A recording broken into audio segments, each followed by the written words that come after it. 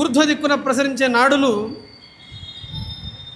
ఊర్ధ్వం వైపు ప్రసరించే మధునాడులని, కింద వైపు ప్రసరించే నాడులన్నీ కూడా అధోభాగంలో ప్రసరించే మధునాడులు అని అక్కడ విశేషమైన వర్ణన ఛాందోగ్యోపనిషత్తులో ఉంది. ఇప్పుడు మనం అంటే ఈ రోజుల్లో అంటే వర్తమాన కాలంలో మనకి ఓ దేవతా విగ్రహము, ఆ దేవతా విగ్రహానికి పూజ చేయడానికి ఒక కల్పము, దానికి కావాల్సిన క్రియాకలాపము, వీటి ద్వారా మనందరం కూడా ఉపాసన చేయడం, పూజ చేయడం ఇవన్నీ చేస్తున్నాం. ఉపనిషత్తుల్లో ఒక విశిష్ట ప్రక్రియతో కొన్ని ఉపాసనలు ఉన్నాయి. అక్కడ వాళ్ళకి ద్రవ్య ప్రధానం కాదు, భావన ప్రధానం. ఇప్పుడు మనకేమో ద్రవ్య ప్రధానంగా ఉంది, భావన ప్రధానంగా లేదు. మనకి అనుష్ఠానంలో ఏదో యాంత్రికంగా ద్రవ్యాలతో పూజ చేస్తున్నాం. కానీ ఉపనిషత్తుల్లో ఉపాసన ఎట్లా చేయమంది అంటే ద్రవ్య ప్రాధాన్యత కంటే భావనా ప్రాధాన్యతకి పెద్దపీట వేసింది ఉపనిషత్తులు. అక్కడ సూర్య భగవానుడినే అనుష్ఠానం చేసే కర్మరూపంగాను, కర్మానుష్ఠాన సంజనితమైన ఫలరూపంగా కూడా సూర్యభగవానుడినే ధ్యానం చేయడం అని ఒక పద్ధతి ఉంది. ఇట్లా మధు విద్యలోనే ప్రాణులన్నీ కూడా సూర్యుడి మీద ఆధారపడి జీవిస్తున్నాయి కనుక సూర్యుడు లేకపోతే ప్రాణ జీవనం అనేది ఉండదు. కాబట్టి సర్వప్రాణి కర్మ ప్రదాతగా అనగా కర్మస్వరూపుడుగా సూర్యుడే ఉన్నాడు అని భావించి ఆ సకల కర్మ ఫలదాతగా కూడా ఆయనే ఉన్నాడు అని ఛాందోగ్యోపనిషత్తులో ఉంది. అదే విషయాన్ని ఆదిత్య హృదయంలో ఏష చైవాగ్నిహోత్రంచ ఫలం చైవాగ్నిహోత్రిణ, అగ్నిహోత్ర కర్మగా కూడా ఆయనే ఉన్నాడు, అగ్నిహోత్ర కర్మ ద్వారా కలిగే ఫలరూపంగా కూడా ఆయనే ఉన్నాడు. అలాగే అశ్వమేధ స్వరూపంగానూ ఆదిత్యుడే ఉన్నాడు. అంటే క్రతువుల్లో ఉత్తమమైన క్రతువు అశ్వమేధ క్రతువు. అశ్వమేధ క్రతుస్వరూపంగా ఆయనే ఉన్నాడు, అశ్వమేధ క్రతు ఫలస్వరూపంగా కూడా ఆయనే ఉన్నాడు అని తావర్కాశ్వమేధౌ అర్కాశ్వమేధ వేవావరుంధే అనే వేదవాక్యంలో అక్కడ కూడా అదే చెప్తున్నారు. ఇట్లా మధు విద్యలో ఏ వేదం ఆదిత్యుడికి ఏ రూపంగా ఉన్నదనే విషయాన్ని కూడా చెప్పి ఇట్లా నాడ్యోవస్వాది బృందారకగణ మధునస్తస్య నానా దిగుత్థాః, ఆ సూర్యుని యొక్క అమృతనాడులు వస్వాది గణానికి ఆహారాన్ని ప్రసాదించేవిగా ఉన్నాయి అనే వాక్యాన్ని వివరించడానికి ఛాందోగ్యోపనిషత్తులో ఉన్న శృతి వాక్యాలన్నింటినీ కూడా ఉదాహరించారు అప్పయ్య దీక్షితేంద్రుల వారు. తస్య నానా దిగుత్థాః. అయితే ఆ కిరణాలు ఏం చేస్తున్నాయి? ఆ కిరణాలు ఏం చేస్తున్నాయంటే వర్షంతస్తోయముష్ణం తుహినమపి జలాన్యాపిబంతః సమంతాత్ పిత్రాదీనాం స్వధౌషధ్యమృతరసకృతో భాంతి కాంతి ప్రరోహాః. ఆ కిరణములు 1000 కిరణాలు ఉన్నాయి. అక్కడ 1000 కిరణాలు ఉన్నాయి. 1000 కంటే ఎక్కువ కిరణాలు కూడా ఉన్నాయి. ఆ 1000 కిరణాల్లో 7 కిరణాలు చాలా ప్రధానమైన కిరణాలు అని తర్వాత శ్లోకంలో చెప్తారు. ఆ తర్వాత శ్లోకంలో ఇంకా అంతకంటే సహస్ర సంఖ్యలో కిరణాలు ఉన్నాయని చెప్తారు. దీంట్లో ప్రధానంగా 1000 కిరణాలు ఉన్నాయి. ఆ 1000 కిరణాలు కూడా కొన్ని పనులను చేస్తున్నాయి. వర్షంతస్తోయముష్ణం తుహినమపి జలాన్యాపిబంతః సమంతాత్. సూర్యకిరణాల్లో శుక్లములోని కొన్ని కిరణాలు ఉన్నాయి. అవి 300 సంఖ్యలో ఉన్నాయి. 300 సంఖ్యలో కలిగిన శుక్లములు అనే కిరణాలు అవి ఘర్మకాలాన్ని, గ్రీష్మకాలాన్ని ఉత్పాదన చేస్తూ ఉంటాయట. ఆ తర్వాత 400 కిరణాలు ఉన్నాయి. ఆ 400 కిరణాలు కూడా వేరే వేరే రంగుల్లో ఉంటాయట. తస్య రశ్మి సహస్రంతు శీత వర్షోష్ణ నిస్రవం తాసాం చతుశ్శతం నాడ్య వర్షంతే చిత్రమూర్తయః. ఆ సూర్యభగవానుడికి సంబంధించిన 1000 కిరణాల్లో ఒక 400 కిరణాలు చంద్రుల్లోకి ప్రవేశిస్తాయట. చంద్రుల్లోకి ప్రవేశించిన నానా వర్ణోపశోభితములై ఉంటాయి. అవి దక్షిణ దిక్కుకి చేరుతాయి. బంగారు రంగులో కొన్ని ఉంటాయి. కొన్ని కిరణాలేమో సుఖాన్ని కలిగించేవి, కొన్ని కిరణాలేమో కష్టాన్ని కలిగించేవిగా ఉంటాయి.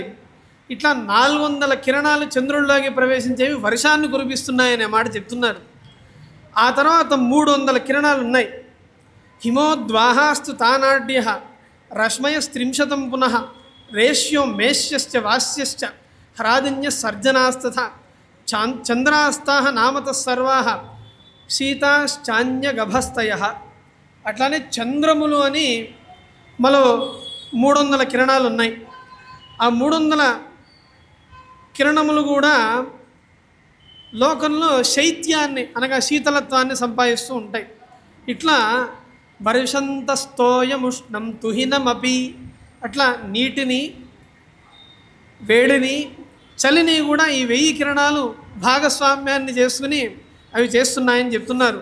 వర్షంతస్తోయముష్ణం తుహినమపి జలాన్యాపిబంతః సమంతాత్ పిత్రాదీనాం స్వధౌషధ్యమృతరసకృతో భాంతి కాంతి ప్రరోహాః. ఆ తర్వాత ఈ 1000 కిరణాలు కూడా ఈ వర్ష, గ్రీష్మ, శైత్యకాలాల్ని సంపాదిస్తూనే గ్రీష్మకాలంలో ఆ 1000 కిరణములు నదిలో ఉన్న నీళ్ళని, సముద్రాల్లో ఉన్న నీళ్ళని, తటాకాల్లో ఉన్న నీళ్ళని, కూపముల్లో ఉన్న నీళ్ళని, గుంటల్లో ఉన్న నీళ్ళని అమాంతం సహస్రగుణముత్సృష్టం ఆదత్తే హిరసం రవి అని చెప్పినట్టుగా మళ్ళీ తిరిగి 10 రెట్లు ఎక్కువ ఇవ్వడానికి అన్నట్టుగా ఆ కిరణములన్నీ కూడా నీటిని పైకి లాగేస్తున్నాయి అనే మాట చెప్తున్నారు. చెప్పి చివరి పాదంలో ఏం చెప్తున్నారు? పిత్రాదీనాం స్వధౌషధ్యమృతరసకృతో భాంతి కాంతి ప్రరోహాః. ఎంత ఉపకారం చేస్తున్నాయి సూర్యకిరణాలు అంటే, పిత్రాదీనాం స్వధౌషధి, ఆయా వ్యక్తులు తమ పితృదేవతలకు పితృభ్య స్వధా నమః, పితామహేభ్య స్వధా నమః, ప్రపితామహేభ్య స్వధా నమః అని అర్పించే పిండదానాన్ని ఆ కిరణములు స్వీకరించి పితృదేవతలకి అర్పిస్తున్నాయట. పిత్రాదీనాం స్వధౌషధ్యమృతరసకృతో భాంతి కాంతి ప్రరోహాః. పితృదేవతల దగ్గరికి వెళ్ళి ఆ పిండ ప్రదానాన్ని అవి అర్పణ చేస్తున్నాయి. అంతేకాదు, ఈ మనుష్యులు ఏ హవిర్భాగాలనైతే దేవాన్ భావయితానేన తే దేవా భావయంతువః అని శ్రీకృష్ణ పరమాత్మ చెప్పినట్టుగా ఎవరైతే అనుష్ఠానం చేస్తున్నారో వాళ్ళిచ్చే హవిర్భాగాలన్నింటినీ కూడా తీసుకెళ్ళి దేవతలకు కూడా అవి అందిస్తున్నాయి. దేవతలకు అందించే ఆ కిరణాలు ఏం చేస్తున్నాయి అంటే, అమృతేన సురాన్ సర్వాన్ త్రిభిస్త్రీన్ తర్పయత్యసౌ మనుష్యాన్ ఔషధేనేహ స్వధయాచ పితృనపి. మళ్ళీ ఆదిత్య జాయతే వృష్టి అని శ్రీకృష్ణ పరమాత్మ చెప్పాడు కదా. మళ్ళీ ఆ హవిర్భాగాలు పైకి తీసుకెళ్ళి వాళ్ళని తృప్తిపరిచి ఆ తీసుకున్న జలం ప్రసాదాన్నంతా కూడా మళ్ళీ సూర్యభగవానుడి ప్రసాదంగా అందజేస్తున్నాయట సూర్యకిరణాలట. అట్లా పిత్రాదీనాం స్వధౌషధ్యమృతరసకృతో భాంతి కాంతి ప్రరోహాః. పితృదేవతలకి స్వధాశబ్దవాచ్యమైన పితృదేవతలకు సంబంధించిన అన్నాన్ని, దేవతలకు స్వాహాకార శబ్ద చేత ప్రదానం చేయబడిన హవిర్భాగ రూపమైన అమృతాన్ని దేవతలకి, మళ్ళీ వృష్టి రూపంగా లోకంలో జలాన్ని వర్షింపజేసి ఔషధములన్నింటినీ కూడా మనుష్యులకు అందజేస్తున్నాయట ఆ కిరణాలు. శ్రేష్ఠాస్తేషాం సహస్రే త్రిదివ వసుధయోః పంచదిగ్వ్యాప్తిభాజాం శుభ్రాం శుంతారకౌఘం శశితనయముఖాన్ పంచచోద్భాసయంతః ఆరోగో భ్రాజముఖ్యాస్త్రిభువనదహనే సప్తసూర్యా భవంతః సర్వాన్ వ్యాధీన్ సుషుమ్నా ప్రభృతయ ఇహ మే సూర్యపాదాః క్షిపంతు. 3వ శ్లోకంలో అప్పయ్య దీక్షితేంద్రుల వారు సూర్యుడికి సంబంధించిన అనగా తుహిన, గ్రీష్మ, వరుష, వర్షంతస్తోయముష్ణం తుహినమపి, శైత్యాన్ని, ఘర్మాన్ని, అట్లానే వర్షాన్ని కలుగజేసే 1000 కిరణాలను గురించి వర్ణించి ఆ 1000 కిరణాల్లో ముఖ్యమైన 7 కిరణాలు ఉన్నాయి అని ఆ 7 కిరణాలని గురించి ఆయన ప్రసంగం ఎత్తుకున్నారు. తేషాం సహస్రే, సూర్యునికి సంబంధించిన ఆ 1000 కిరణాల్లో 7 కిరణాలు చాలా ముఖ్యమైనవి. శ్రేష్ఠాస్తేషాం సహస్రే త్రిదివ వసుధయోః పంచదిగ్వ్యాప్తిభాజాం శుభ్రాం శుంతారకౌఘం శశితనయముఖాన్ పంచచోద్భాసయంతః. ఈ మేరు చుట్టూ ప్రదక్షిణం చేస్తున్న సూర్య భగవానుడు ఆయనకు సంబంధించిన 1000 కిరణాల్లో 7 ముఖ్యమైన కిరణాలు ఉన్నాయి. ఈ 7 ముఖ్యమైన కిరణాలు కూడా 5 స్థానాలను ఎప్పటికప్పుడు కూడా ప్రకాశింపజేస్తూ ఉంటాయి. ఆ విషయాన్ని ఇక్కడ చెప్తున్నారు.